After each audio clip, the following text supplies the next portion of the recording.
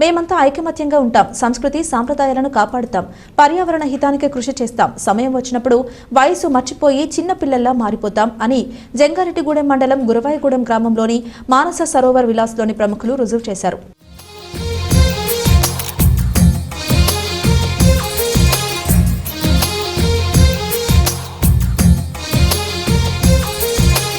అందమైన కలల కుటీరం, అమృతాలు కురిసే తీరం, మా ఇల్లు ప్రేమాలయం, దేవుళ్ళ జన్మాలయం.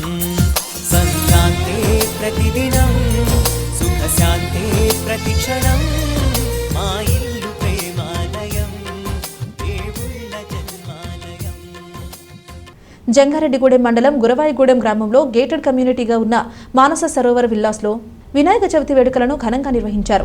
వినాయక చవితి సందర్భంగా ఈ గేటెడ్ కమ్యూనిటీలోని ప్రముఖులంతా మట్టి వినాయక విగ్రహాన్ని ఏర్పాటు చేశారు. అంతేకాకుండా గత 3 రోజులుగా సాంప్రదాయబద్ధంగా పూజలను జరిపారు. ఈ పూజలలో పట్టణ ప్రముఖులు కరాటం రాంబాబు, మండవల్లి సోంబాబు, బీవీఆర్ చౌదరిలు కుటుంబ సమేతంగా పాల్గొన్నారు.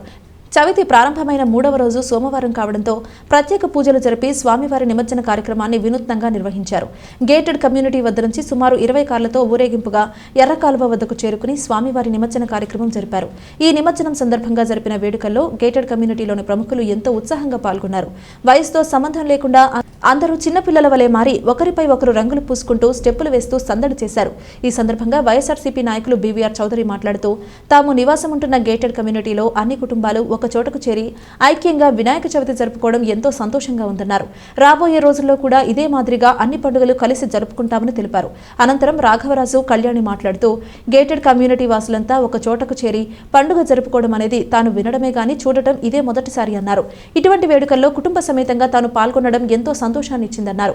రాబోయే రోజుల్లో కూడా తమ గేటెడ్ కమ్యూనిటీలో అన్ని పండుగలు ఐక్యంగా ఉంటూ ఘనంగా జరుపుకుంటామని తెలిపారు.